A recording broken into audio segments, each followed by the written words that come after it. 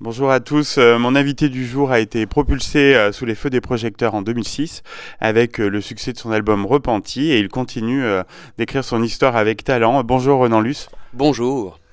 Alors on va parler de votre chanson récente, Berlin, qui est extrait de votre dernier album éponyme. C'est une chanson émouvante qui est dédiée à votre fille. Oui, c'est une chanson que j'ai écrite pour elle, une chanson qui parle de séparation et j'avais envie de voilà, trouver les mots, une manière de lui exprimer notre affection inchangée malgré le fait que ses parents se soient séparés. Et c'est une chanson que j'ai écrite à l'occasion d'un week-end qu'on avait passé tous les trois, peu après notre séparation, un week-end à Berlin. Et en rentrant de ce petit voyage, voilà, les mots me sont venus, essayer de mêler l'histoire de cette ville, voilà, coupée en deux par le mur, puis réunifier, essayer de développer ces images-là pour lui parler de nous et du fait qu'on est voilà, toujours unis autour d'elle. C'était la meilleure image, Berlin, avec cette ville vraiment coupée en deux de manière assez forte. Oui, c'est-à-dire que pendant ce week-end-là, bon, c'est pas une image qui m'est sautée au visage, mais en y repensant, je me suis dit c'est marrant qu'on ait choisi ce lieu-là. On avait pour idée d'essayer de faire perdurer des choses à trois en famille, parce qu'on on se disait malgré une séparation, il n'y a pas de raison que notre famille n'existe plus d'une certaine manière. Donc on avait à cœur de maintenir voilà, certaines choses qu'on faisait avant. Mais c'est vrai que du coup, ce parallèle m'a paru un peu assez fort, assez évident, un peu criant aussi de vérité, en tout cas de ma vérité, celle que je ressentais, de quelque chose d'effectivement un peu brusque, un peu violent, mais néanmoins avec une fin un peu heureuse, un équilibre retrouvé en tout cas. Ça vous a fait du bien d'écrire cette chanson? Ça a été une sorte aussi de thérapie, entre guillemets. C'est surtout que j'étais heureux de pouvoir parler de ça en chanson, en faisant mon métier, et puis de m'adresser à ma fille, voilà, de me dire que dans ce disque-là, qui est un disque effectivement assez important pour moi, parce qu'il est très personnel, qu'il y ait quelque chose qui lui soit dédié, c'est quelque chose effectivement qui m'a fait du bien, et une part un petit peu libératrice, oui. Comment elle l'a reçue cette chanson? Donc elle a 8 ans, je crois. C'est quelque chose qui l'a rassurée aussi.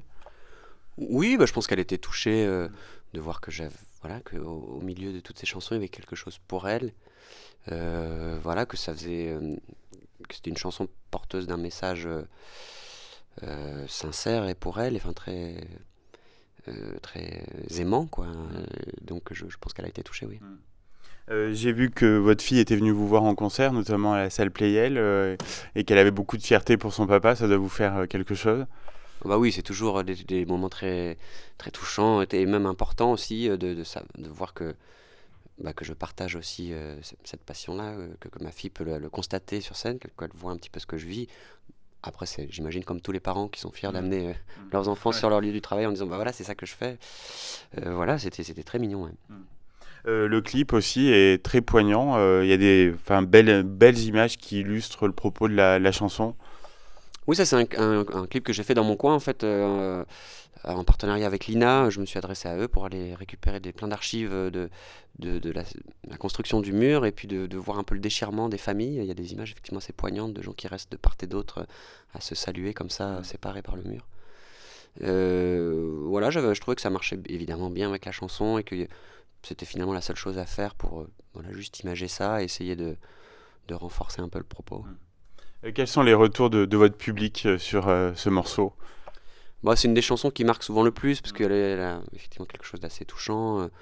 Même pour ceux qui l'ont pas vécu, je crois que c'est des images qu'on peut tous comprendre. On a tous dans nos vies la perte de quelque chose. C'est une chanson qui parle aussi de perte et d'espoir. Donc c'est finalement un message assez positif. Et puis sur scène, oui, il y a sûrement une magie en plus, une émotion supplémentaire avec l'orchestre qui est avec nous sur scène. Enfin voilà, on en a fait une version un petit peu éloignée de celle de l'album. Enfin, on retrouve le même esprit, mais bon, voilà, il y a quelques nouveautés qui renforcent un peu son côté très émouvant dans le spectacle. On va justement parler de l'album Renan Luce. Donc, il a été écrit un petit peu sur le ton de la confession et sur un fil conducteur qui est la séparation.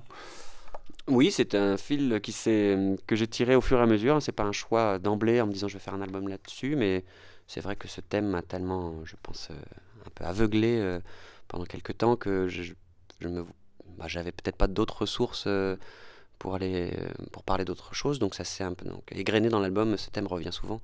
Il y a quelques thèmes un peu plus éloignés, mais c'est vrai que ça en est le fil rouge, parce que j'avais certainement envie de conclure notre belle histoire d'une jolie manière, quoi, à ma façon en tout cas. Cet autre visage brut et nu est bien illustré par la pochette aussi de l'album.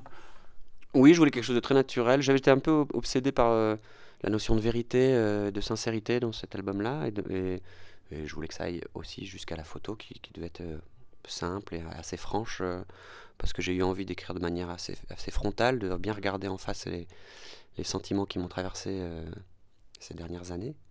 Et musicalement, c'est pareil, j'avais à cœur de faire quelque chose qui me ressemble vraiment, et c'est pour ça que ce choix très orchestral, qui peut peut-être paraître comme un petit peu conceptuel, pour moi ça l'était pas du tout, quoi. C'était pas l'envie de faire quelque chose de concept ou un hommage à une époque particulière, mais plutôt d'être au plus proche d'une musique que j'aime véritablement et qui était l'essence même de mon envie de faire ce métier.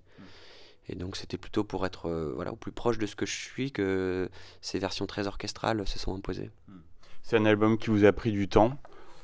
Oui, l'écriture en elle-même, c'est vrai que m'a pris quand même pas mal de temps, parce que je suis passé par plein d'états différents, donc à chaque état venait un peu une nouvelle chanson, donc le temps de vivre tout ça, c'était un peu long. Puis même la conception plus artistique, ça a été aussi des recherches en amont beaucoup, pour arriver vraiment au son que je voulais.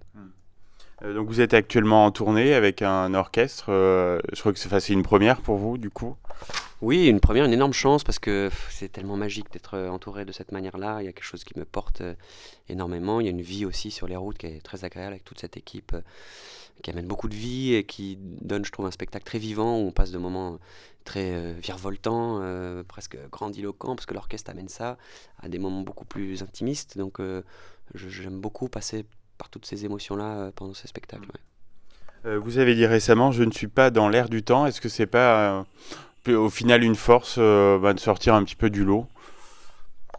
Bon, enfin, en tout cas, c'est un constat que je ne peux que faire celui-là, mais c'est pas une coquetterie de ma part, hein, je me force pas à faire autre chose, c'est juste, c'est un constat, et j'aime bien l'idée de rester un petit peu dans mes obsessions à moi, et surtout, je serais très mauvais à essayer de faire quelque chose que je ne porte pas vraiment en moi. Je sais aussi que je n'aurais pas d'élan à le faire, tout simplement, et moi j'ai besoin de quelque chose qui me passionne et qui constitue une sorte d'évidence pour moi, et quand l'évidence elle est dans une certaine forme musicale, je n'hésite pas à y aller, même si effectivement ça ne me garantit pas des passages radio ou une présence médiatique très importante. Ouais. Avec le recul, comment vous avez vécu le succès des premières chansons, la lettre, les voisines?